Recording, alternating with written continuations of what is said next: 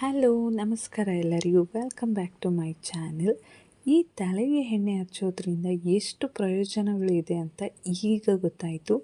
ಈ ವಿಷಯ ಗೊತ್ತಾಗೋಷ್ಟರಲ್ಲಿ ಅರ್ಧ ಕೂದಲೇ ಉದುರೋಗ್ಬಿಟ್ಟಿದೆ.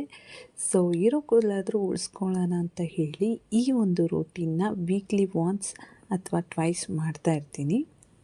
ಸೊ ಇದಕ್ಕೆ ನಾನು ನನ್ನ ಹೇರಿಗೆ ಎಷ್ಟು ಬೇಕೋ ಅಷ್ಟು ಕ್ವಾಂಟಿಟಿನ ಕೊಬ್ಬರಿ ಎಣ್ಣೆ ಮತ್ತು ಬಾದಾಮಿ ಎಣ್ಣೆ ಹರಳೆಣ್ಣೆ ತೊಗೊಂಡಿದ್ದೀನಿ. ಕೊಬ್ಬರಿ ಎಣ್ಣೆ 1-2 ಸ್ಪೂನು, ಬಾದಾಮಿ ಎಣ್ಣೆ 1 ಸ್ಪೂನು, ಹರಳೆಣ್ಣೆ 1 ಸ್ಪೂನ್ ತೊಗೊಂಡು ಈ 3 ಎಣ್ಣೆನ ಚೆನ್ನಾಗಿ ಮಿಕ್ಸ್ ಮಾಡ್ಕೊತಾ ಇದ್ದೀನಿ.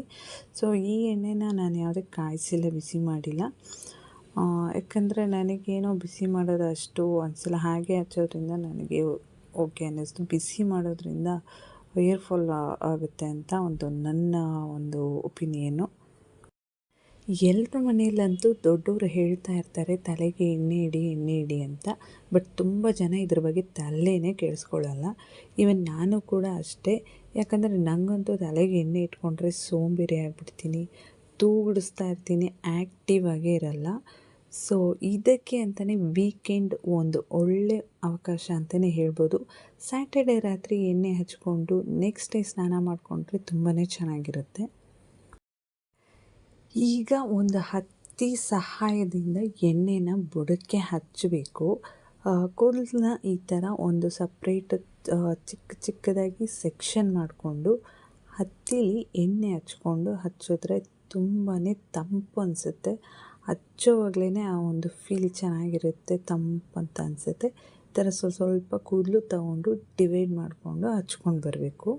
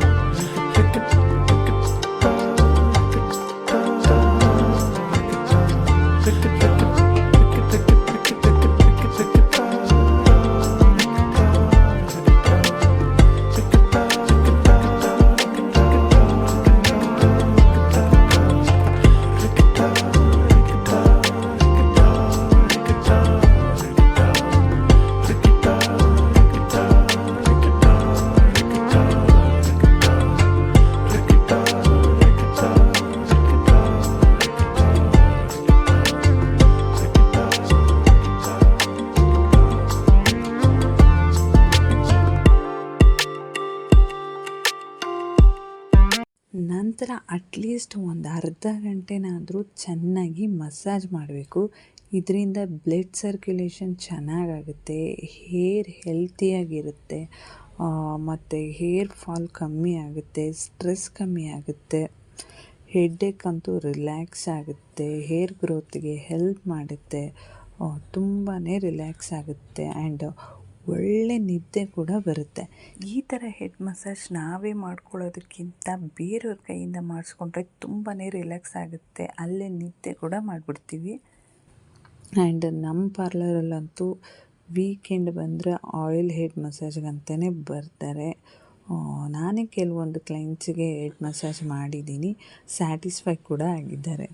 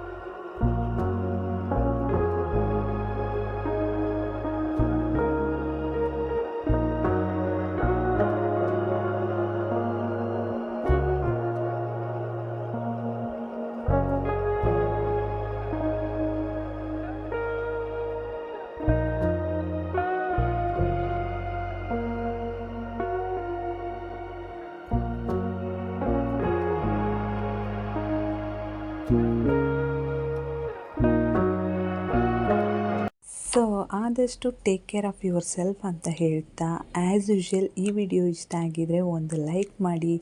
ಹಾಗೆ ಏನಾದರೂ ಮಿಸ್ಟೇಕ್ ಇದ್ದರೆ ದಯವಿಟ್ಟು ಕಮೆಂಟ್ ಸೆಕ್ಷನಲ್ಲಿ ತಿಳಿಸಿ. ಆ್ಯಂಡ್ ಸಬ್ಸ್ಕ್ರೈಬ್ ಮಾಡುವ ಮೂಲಕ ಸಪೋರ್ಟ್ ಮಾಡೋಕ್ಕೆ ಮರಿಬೇಡಿ. Thanks for watching.